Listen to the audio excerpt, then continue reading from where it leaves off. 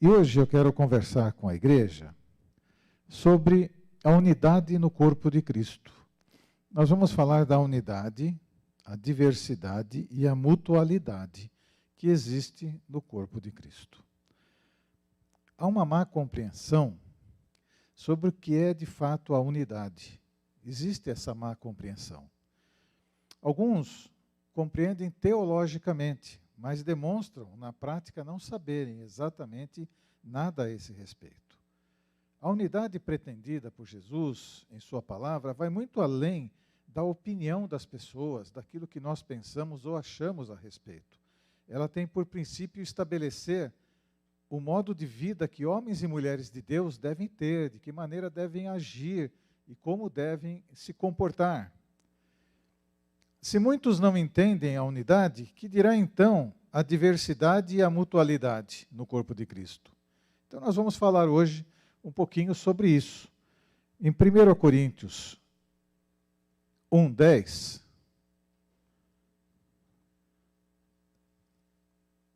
não funcionou também. Não faço nada. É isso?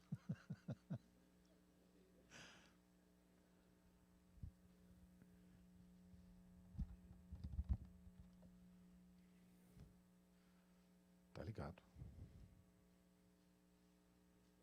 Tão pertinho, né? É pra...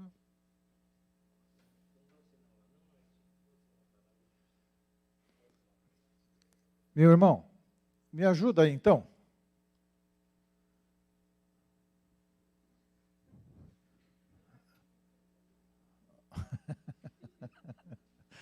Bom, abram as Bíblias, 1 Coríntios 1:10. Ah, apareceu. Irmãos, em nome do Senhor Jesus Cristo, suplico a todos vocês que concordem uns com os outros no que falam, para que não haja divisões entre vocês. Antes, que todos estejam unidos num só pensamento e num só parecer. A palavra também em Efésios 4, no verso 15 e 16, diz assim: antes, seguindo a verdade em amor, cresçamos em tudo naquele que é o cabeça, Cristo, do qual todo o corpo bem ajustado e ligado pelo auxílio de todas as juntas, segundo a justa operação de cada parte, faz o seu próprio aumento para a edificação de si mesmo em amor. Amém? Então vamos ver como é que era a vida dos cristãos no tempo dos apóstolos. Atos 4:32. Eu vou tentar mais uma vez.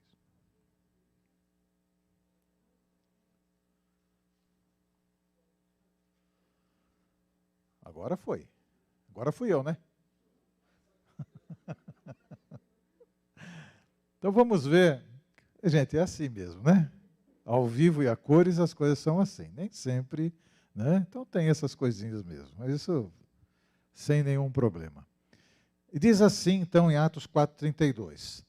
Da multidão dos que creram, uma era a mente e o coração. Ninguém considerava unicamente sua coisa alguma que possuísse, mas compartilhavam tudo o que tinham. Existia na prática ali o amor fraterno. Essa que é a realidade. Isso era uma prática. Era algo muito sofrível, no meu modo de ver. Esse grifo é meu, né? Nesse sentido. Por quê? Porque, como era um sentimento de empatia muito grande, a dor do outro passava a ser a minha dor também. E isso estava sendo difundido. Era uma prática, esse amor fraterno. Era algo muito importante. A prática não poderia ser diferente hoje. Não poderia. Né? A nossa sociedade ela foi se modificando, ela foi mudando, ela foi se transformando, mas ser humano é ser humano em toda e qualquer época. Nós deveríamos ter mantido isto, e à medida em que fôssemos chegando e aprendendo a palavra de Deus, deveríamos estar cultivando esta forma de viver. Mas pergunto, tem sido assim? este amor, esse laço fraterno, esse compromisso, tem sido assim no dia a dia, na prática da igreja espalhada por este mundo afora? Precisamos entender, primeiro, somos um, é unidade. Somos diferentes, há uma diversidade. E precisamos uns dos outros, é a mutualidade. Isto é muito importante que a gente possa entender com profundidade e passar a viver isso. Nós vivemos uma sociedade cristã muito desconfiada. Quando alguém chega muito perto da gente, a gente já fica assim, mas o que será que está querendo? Né? Sabe? Né? O que vem por aí? Então nós somos muito desconfiados. Eu até entendo que no mundo em que vivemos, nós temos que ser muito espertos mesmo. Mas tem extrapolado demais. A história de que cada um com os seus problemas e ponto, isso não é para nós, homens e mulheres de Deus. Muito pelo contrário. Se alguém vem conversar sobre alguma coisa em que está sentindo, eu tenho o hábito de parar o que eu estou fazendo, muitas vezes para poder estar orando, para poder estar conversando com a pessoa. E às vezes é algo de 5 minutos, e às vezes é algo de leva 1 hora, mas não importa. O que importa é que você, se Deus permitiu que determinada pessoa chegasse até você, Ele permitiu para que você, que tem algo para ouvir ou para falar, o faça em nome dEle. E isso é dentro desse princípio que nós estamos conversando hoje.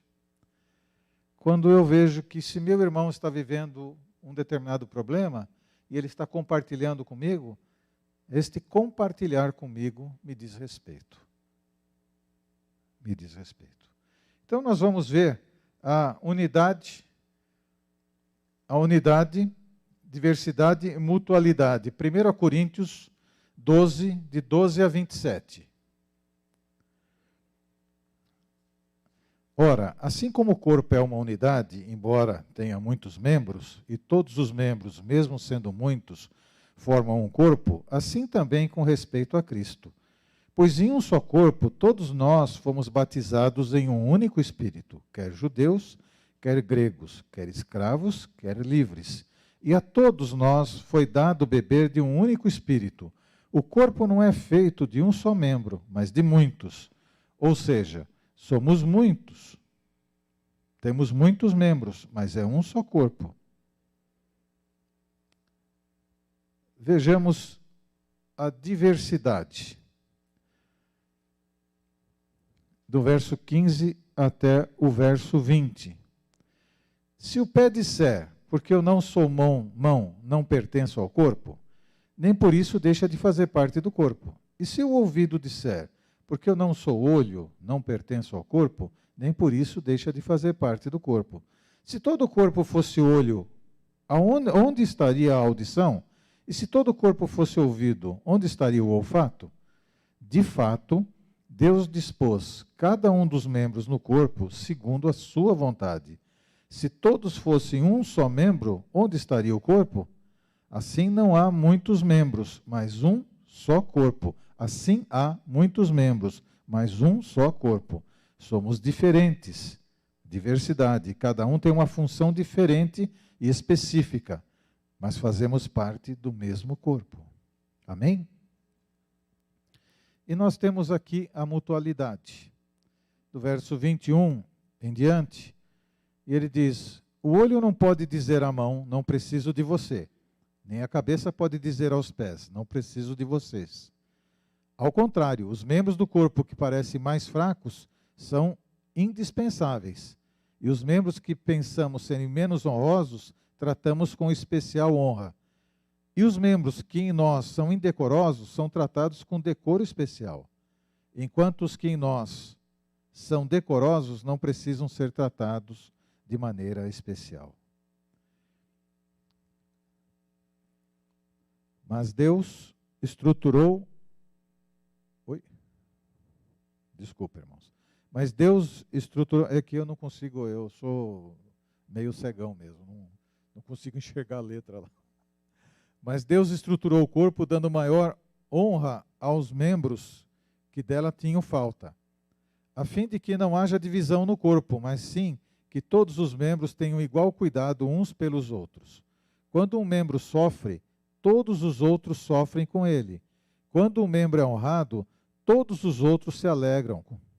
Ora, vocês são o corpo de Cristo e cada um de vocês individualmente é membro desse corpo. Precisamos um do outro. É a mutualidade. Somos muitos e diferentes, mas precisamos uns dos outros. A gente tem a inclinação de procurar se dar bem com quem se dá bem com a gente. É uma coisa natural. Existem até os aspectos da antipatia gratuita. Mas não deveria ser assim. Não deveria ser assim. É interessante essa forma com que o apóstolo Paulo fala sobre o corpo e seus membros. Alguém aqui já chutou o canto da mesa com o dedinho do pé? E era aquele frio de 10 graus? Diga uma coisa, só o dedinho doeu? Todos os membros do nosso corpo, de alguma maneira, se inclinaram lá para fazer alguma coisa naquele dedinho, ou esfregar a mão, ou alguma coisa para tentar diminuir a dor, não é? É isso que ele está falando aqui. Quando um membro sofre, todos sofrem com ele.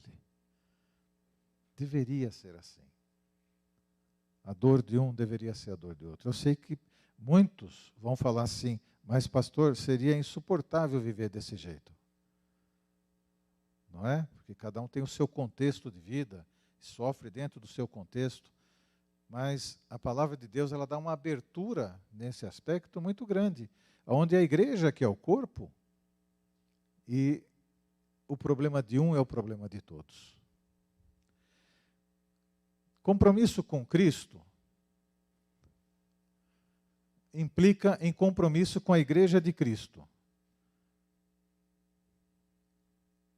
Hebreus 10, de 24 e 25.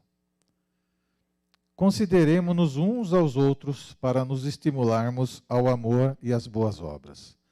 Não deixemos de congregar-nos, como é de costume de alguns, mas admoestemo-nos uns aos outros, e tanto mais quando vedes que vai chegando aquele dia. Esses versos tão pequenos, eles englobam alguns ensinamentos muito grandes. Olha só a ordem expressa nesses versos. Ser prestativo, bondoso, fazer o bem, não buscar seu próprio interesse, corrigir e animarmos-nos mutuamente, ver as necessidades uns dos outros, ajudar o que for necessário, apoiar nos momentos difíceis, não deixar com que as diferenças nos tornem indiferentes um para com o outro, saber que precisamos uns dos outros, não deixarmos de vir à igreja, saber que o corpo de Cristo é composto de todos os membros, caminharmos demonstrando o amor cristão. Por que é importante obedecer esta ordem? Porque cada dia que passa, mais próximo está a vinda de Cristo. Jesus está voltando. Amém? Então, cultivar